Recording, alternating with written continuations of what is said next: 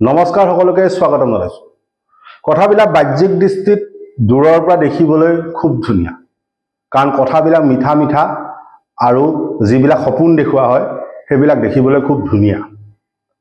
তাৰ প্ৰজেক্ট ৰিপৰ্টবিলাক বা প্ৰকল্পৰ প্ৰতিবেদনবিলাক দেখিবলৈ ধুনীয়া, কিন্তু বাস্তৱৰ ছবিখন তাৰ সম্পূৰ্ণ বিপৰীত। এটা বিপৰীত ছবি দেখা যায় বাস্তৱ, যে শেহতীয়াকৈ অসমত এডভান্টেজ অসম 2.0 সম্পূৰ্ণ হ'ল।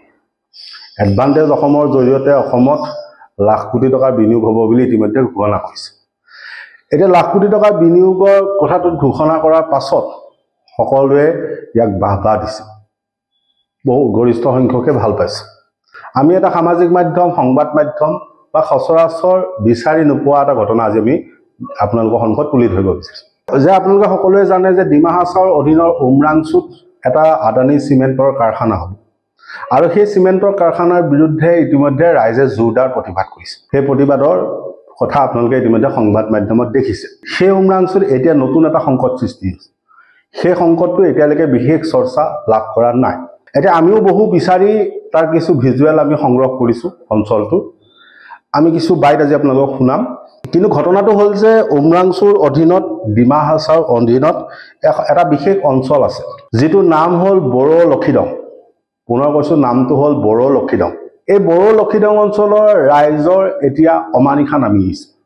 অমানিশা কিয় নামি আহিছে বুলি ক'লে, যে 1976 চনত তেওঁলোকে ইয়াৰ পূৰ্বে তেওঁলোক বিতাড়িত হৈছে। যেনেকৈ অসমত বিদেশী বিতাড়নৰ কথা কোৱা হয়, এই মানুহখিনিক বিতাড়ন কৰা হৈছে। যদিও এইখিনি জনজাতীয় মানুহ, এইখিনিক তেওঁলোকৰ স্থানৰ পৰা খেদি পঠোৱা হৈছে, আঁতৰাই পঠোৱা হৈছে। যে তেওঁলোকে পূৰ্বতে য'ত বসতি কৰি আছিলে তাৰ পৰা 1976 চনত তেওঁলোকক আঁতৰাই পঠোৱা হৈছে। পুনৰ 1986 চনত তেওঁলোকক আঁতৰাই পঠোৱা হৈছে। এতিয়া নতুনকৈ এই অঞ্চলটোত তেওঁলোকে বসবাস কৰিছে, বড়ো লক্ষীদং অঞ্চলত বসবাস কৰিছে। এতিয়া বড়ো লক্ষীদং অঞ্চলত বসবাস কৰি থকাৰ মাজতে তেওঁলোকলৈ খবৰ আহিছে যে সেই অঞ্চলটো 9000 বিঘা মাটিত এতিয়া মাইনিং হ'ব, খনি স্থাপন হ'ব। তাৰ বাবে ইতিমধ্যে ডালমিয়া ষ্টাৰ আৰু অম্বুজা চিমেণ্টে তাৰ বাবে যাৱতীয় নথি পত্ৰ, যি বুজাবুজি চুক্তি, গোটেইখিনি সম্পূৰ্ণ কৰিছে। উমৰাংচুত দ্বিতীয় এটা সংকট নামি আহিছে। এতিয়া সেই মানুহখিনি ইতিমধ্যে তেওঁলোকৰ যি বসতি স্থান আছিল তাৰ পৰা তেওঁলোকক ইতিমধ্যে আঁতৰাই পঠোৱা হৈছে। তেওঁলোকক ইতিমধ্যে খেতি বধোৱা হৈছে, তেওঁলোকক ইতিমধ্যে তাৰ পৰা উচ্ছেদ কৰা হৈছে। তাৰপিছত তেওঁলোকে আহি এই অঞ্চলটোত যেনে তেনে বসবাস কৰি আছে। এতিয়া এই অঞ্চলটোৰ পৰাও তেওঁলোকক আঁতৰ কৰি দিয়া হ'ব, এই অঞ্চলটোৰ পৰা তেওঁলোকক খেদি দিয়া হ'ব, এই অঞ্চলটোৰ পৰা তেওঁলোকক উচ্ছেদ কৰা হ'ব। কাৰণ কি, যে ডালমিয়া ষ্টাৰ আৰু অম্বুজাই তাত 9000 বিঘা মাটিত তেওঁলোকে খনি স্থাপন কৰিব। এতিয়া সেই কথাটোত আমি তাৰে স্থানীয় এজন ব্যক্তিৰ আমি প্ৰথমতে বক্তব্যটো শুনাই লৈছোঁ, তেওঁলোকৰ মুখেৰে শুনক কথাখিনি। মাইনিং খুলিলেতো আমাৰ চবটো ক'ত থাকিব, ঘৰত বেয়া হ'ব, বাগান অলপ চলপ বাগান কৰাটো বেয়া হ'ব। আমাৰ চবটো খেতি কৰা খোৱা মানুহ, আমাৰতো কি খাই কিনি থাকিব। আমাৰ লুংটমটো মানুহ হয়, घरों ब्याह हो शुरू करने का आगे सीएम लोग भी आया और चीफ सोल कंजर्वेशन का चीफ फॉरेस्ट का भी आया, और जना कांगबोरा भी जुमा हुआ 7 कांगबोरा, और यही 7 का बुस्ती का पब्लिक लोग पूरा आया। इसलिए ये मीटिंग तो इसे है, हम लोग मट्टी तो नहीं देगा, ये माइनिंग करेगा बोला। वो लोग बार बार आया, इसलिए सीएम के सामने और चीफ कंजर्वेटर का सामने में हम लोग बोल दिया मट्टी तो देने नहीं सकेगा बोल के। सब कांगबोरा और सब पब्लिक लोग सपोर्ट है, इसलिए लोग अभी क्या काल भी हम लोग बातचीत किया है कोलफिल्ड में। এই কথাখিনি স্পষ্টভাৱে এই কথাটো প্ৰতিফলিত হৈছে যে মানুহখিনিক এতিয়া গিনিপিক সজোৱা হ'ব, আকৌ গিনিপিক সজোৱা হ'ব। যে চিমেণ্টৰ কাৰখানাৰ নামত ইতিমধ্যে ডিমা হাছাও বা কাৰ্বি আংলঙত এটা আতংকময় পৰিৱেশ সৃষ্টি হৈছে। আৰু চিমেণ্টৰ কাৰখানা বুলি কওঁতে ডালমিয়া চিমেণ্টে তাত কিমান প্ৰদূষণ সৃষ্টি কৰিছে সেই কথাটো আৰু নতুনকৈ কোৱাৰ প্ৰয়োজন নাই, সেইটো কথা সকলোৱে জানে। আৰু ৰাইজে এতিয়া সেইটোৱে অভিযোগ কৰিছে, ডালমিয়া চিমেণ্টৰ দৰে এতিয়া তেওঁলোকৰ অঞ্চলটো ধ্বংস কৰা হ'ব। এতিয়া ধ্বংস কৰিব বিচৰা যদিও হৈছে, যিহেতু অঞ্চলটো যিহেতু হাতে ঢুকি পোৱা নহয় বুলি কৈ এইকাৰণে কৈছোঁ, কাৰণ সংবাদ মাধ্যম বা সামাজিক মাধ্যমে সেই অঞ্চলবিলাকৰ খবৰবিলাক বিশেষ নাপায়। গতিকে কথাটো তাতেই সীমাবদ্ধ হৈ আছে, যে ৰাইজে প্ৰতিবাদ কৰিছে, সংগঠনখিনি আপত্তি কৰিছে, কিন্তু কথাটো তাতেই সীমাবদ্ধ হৈছে।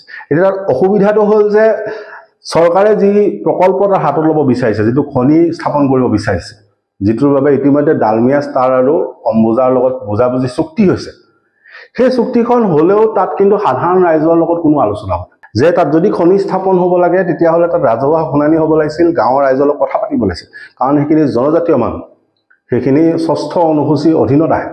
কিন্তু সেইটো নকৰি পোনপটীয়াকৈ এই ষ্টাৰ চিমেণ্ট, এই অম্বুজা চিমেণ্ট আৰু এই ডালমিয়া চিমেণ্টক দায়িত্ব দিছে। এইটো কেনেকৈ সম্ভৱ যে ৰাইজৰ লগত কোনো আলোচনা নোহোৱাকৈ, ৰাইজৰ শুনানি নোলোৱাকৈ, নজনোৱাকৈ তেওঁলোকে এতিয়া খনি স্থাপন কৰিব, আৰু এই মানুহখিনি পুনৰ উচ্ছেদিত হ'ব, এই মানুহখিনি পুনৰ তেওঁলোকৰ স্থানৰ পৰা বিতাড়িত হ'ব। ইতিমধ্যে তেওঁলোক বিতাড়িত হৈছে, আকৌ বিতাড়িত হ'ব। গতিকে এই ধৰণৰ প্ৰসংগবিলাক এতিয়া অসমত স্বাভাৱিক।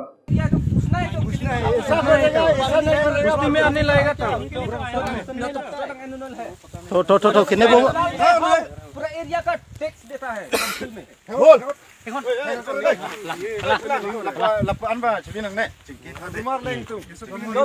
बिना परमिशन से हम लोग का एरिया क्यों क्यों कल भी बोला है, ठीक से बोला है कल से आप प्यार से बोला हम लोग इधर भी। कल आप भी तो आए, आप देखा है और भी वो जो इधर में कोयला से बोला ये आप आए उधर पे। वहाँ पे गया था मैं। कल तो बोला ना, देखा भी है ना, कल नहीं बोला था हम लोग क्यों बिना बोल के नहीं बोला। कल में भी हम लोग कल में भी बोला ना, चुप चुप की क्यों आता है। कम से कम गाँव में आके पूछ के हम लोग मिल के लाने से एक साथ जाएगा, उनसे एक साथ आधा रहना हम लोग सब बुस्ती मिल के, तो आप लोग खुशी खुशी ऐसे कर रहे हैं आप लोग। কিন্তু বাস্তৱত যদি আপুনি চাই তেতিয়াহ'লে এখন খুব ধুনীয়া অসম চলিছে, যে লাখ কোটি টকাৰ বিনিয়োগ হৈছে, এডভান্টেজ অসম হ'ল, ডাঙৰ ডাঙৰ কোম্পানী আহিব, অসমীয়া ল'ৰাই চাকৰি পাব, বিভিন্ন ধৰণৰ সপোন দেখুৱাইছে। কিন্তু সপোনবিলাকৰ বাস্তৱটো এইটো, আৰু সেই সপোনবিলাকৰ যিটো পৰিণতি, যিটো ভয়াৱহ পৰিণাম, সেইটো কিন্তু ভুগিব লাগিব এই গাঁৱৰ মানুহখিনি। এই গাঁৱৰ মানুহখিনিহে গিনিপিক হ'ব, যে তাত চিমেণ্টৰ কাৰখানাটো হ'লে বা কোনো মানুহৰ অসুবিধা নহয়, অসুবিধা হ'ব সেই গাঁৱৰ সাধাৰণ ৰাইজৰ। কিন্তু বাহিৰত দেখা যাব যে এটা ডাঙৰ উদ্যোগ স্থাপন হৈছে, তাত ইমান মানুহ কৰ্মসংস্থাপন লাভ কৰিছে, কিন্তু তাৰ ফলত কি হ'ব, এই হাজাৰ হাজাৰ মানুহ তাত বিতাড়িত হ'ব, কাৰণ ৯,০০০ বিঘা মাটিত খনি স্থাপন হ'ব। On behalf of Boroli Kingdom, ये यहाँ पे 1 year से यहाँ पे हम लोग का माइनिंग का ये प्रपोजल हो चुका है ऑलरेडी। तो यह गांव और सब का डिमांड एक रिक्वेस्ट है वो एक्चुअली, तो वो थोड़ा I want to say about it.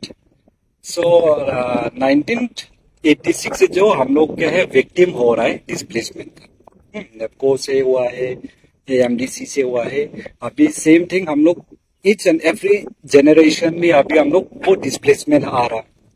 तो उसमें ये रिक्वेस्ट है कि गवर्नमेंट लोग को भी कि अभी वाला जो फिलहाल है या माइनिंग 9,000 बीघास वाला, उसमें ये डायरेक्टली पूरा गांव का इफेक्ट होगा। तो और गांव में इफेक्ट होगा, और मोस्टली क्या है वो एरिया पे हम लोग का ग्रेजिंग एरिया है और कल्टीवेशन एरिया है, और अगर वहां पे माइनिंग होगा तो सारा सा एनवायरनमेंट बहुत खराब होगा, और यहाँ से खराब होगा ये पूरा डाउनस्ट्रीम इफेक्ट होगा। ये यहाँ से एक पुपली रिवर है, वो डायरेक्टली यहाँ से लेके ब्रह्मपुत्र तक वो कनेक्टेड होता है। तो देखिए यहाँ से यहाँ तक कितना इफेक्ट होगा डाउनस्ट्रीम का। तो ये कि हम कि गवर्नमेंट या ये काउंसिल, दिमाजा काउंसिल का, तो वो लोग का रिक्वेस्ट है कि वो लोग एनी स्टेप लेता है, फर्दर स्टेप लेता है, एटलीस्ट कि हम लोग गांव को भी थोड़ा जानकारी दो। কিন্তু সেই কথাটোকে এতিয়া কোৱা হয় উন্নয়ন।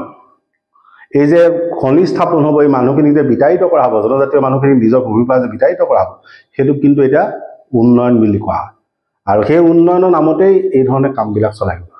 এতিয়া আপোনালোকে সেই ধৰণৰ উন্নয়ন বিচাৰে নিবিচাৰে সেইটো ৰাইজে নিজেই মত পোষণ কৰক, কাৰণ উন্নয়নৰ নামত এই জনজাতীয় মানুহখিনিক কিন্তু এটা গিনিপিক হৈ আছে। এওঁলোকক বাৰে বাৰে আঁতৰাই পঠোৱা হৈছে, এওঁলোকক ভূমিৰ অধিকাৰৰ পৰা, মৌলিক অধিকাৰৰ পৰা বঞ্চিত কৰা হৈছে। এতিয়া গতিকে ৰাইজে বিষয়টো চিন্তা কৰি চাওক যে উন্নয়ন আচলতে কাৰ কাৰণে হৈছে, এই বৃহৎ বৃহৎ কোম্পানী পুঁজিপতিৰ বাবে নে সাধাৰণ ৰাইজৰ বাবে?